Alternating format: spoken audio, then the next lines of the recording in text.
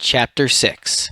The Fountain of the Green Trees, covered as it was by a dense fog, was lit by the gentle light filtered through the canopy of the surrounding trees. Small springs, warm, emerald green, and thought to be the source of the mage's power, wove their way around the roots of the sacred grove.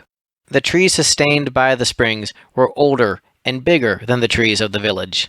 Their huge root systems erupted from the ground, tangling together into intricate knots, serving as a metaphor for the breath of holy life. While it was indisputable that the grove emanated an aura of holy divinity, the top mages weren't able to tell if the springs drew holy power from the sacred trees or if the trees drew in the holy power from the springs. It was a belief held among the community of the mages that each individual drop of moisture that made up the fog was a small part of God's deep affection, and it was said that it sustained the world with its blessing. And now, disturbing the gentle flow of the deep fog, Furion was approaching on foot. He came running up the animal path, his heavy breaths forcing away the drops of God's deep affection from the area. Furion hid himself among the roots of the trees as he searched for the girl with the stone axe that matched his. He didn't know what kind of curse the mages had put on the animal path, but he saw several couples madly making love.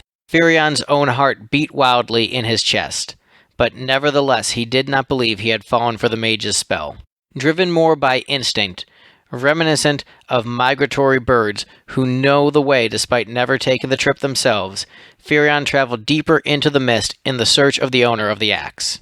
He encountered a beautiful life form he had not seen before standing within the Fountain of the Green Trees. In the green water, the white form rose to the surface and then immediately disappeared into the stream. Furion watched this pleasant sight over and over again. The fog kept the fluid undulations of the form hazy and dreamlike, even as it formed a very pointed response in Furion's own brain as he watched. He didn't realize that he was watching a naked human being, but as the fog cleared from his mind and the image grew sharper, Furion realized it was a beautiful woman he'd never seen before. Elma! Furion suddenly remembered this beautiful woman. At this moment in time, he felt pretty confident that he hadn't fallen for the mage's spell.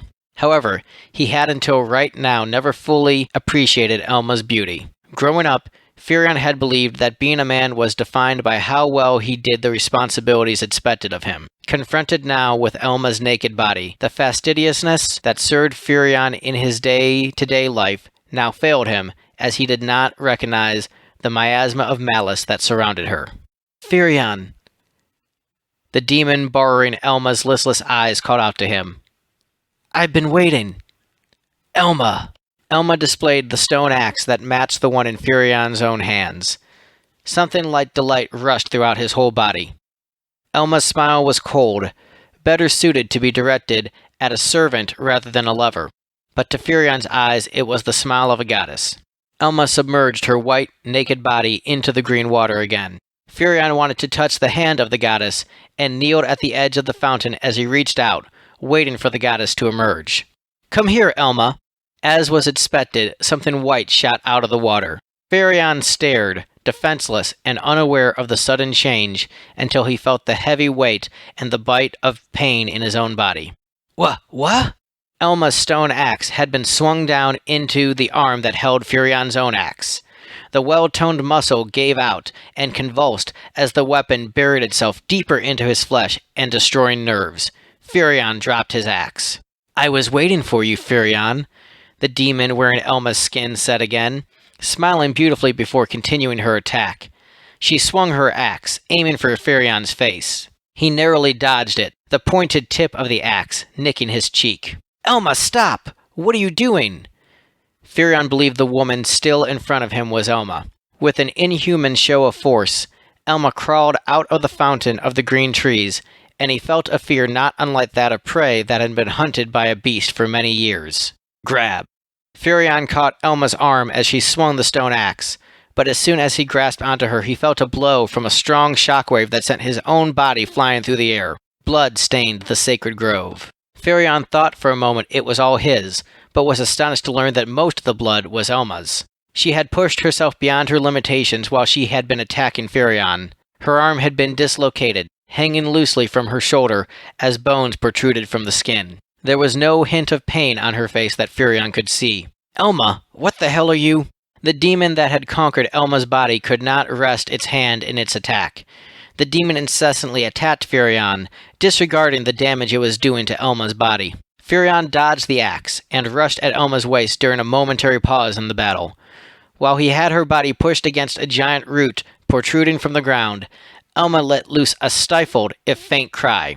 And in that cry, Furion had a sudden clarity of understanding. Ah!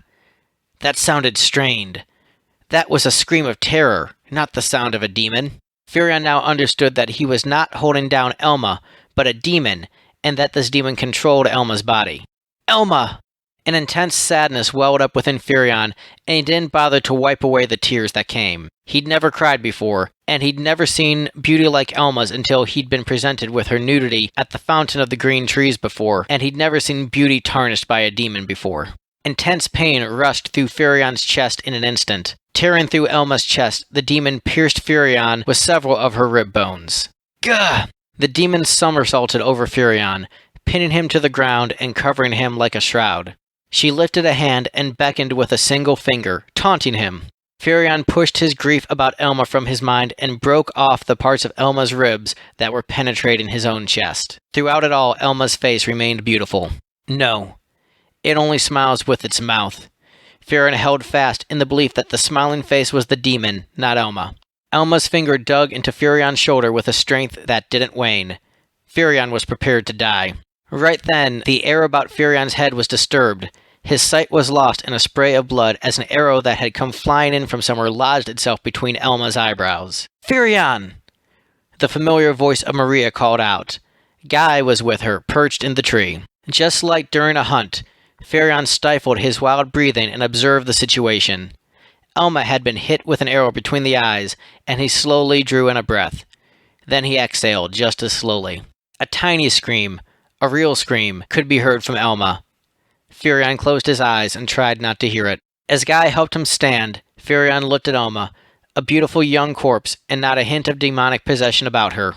Maria placed her coat over the young woman's dead body and used her index finger to trace the rounded curve of Elma's chin before closing the dead woman's eyes. In Mysidia, this was the greatest rite the living could bestow upon the deceased. It was a long time before Furion could bring himself to speak. "Maria, what could this mean?"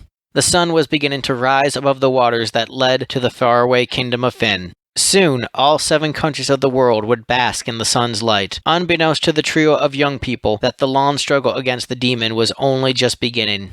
The sounds of the drumming from the village had faded some time ago, and the 3 stood in silence among the fog.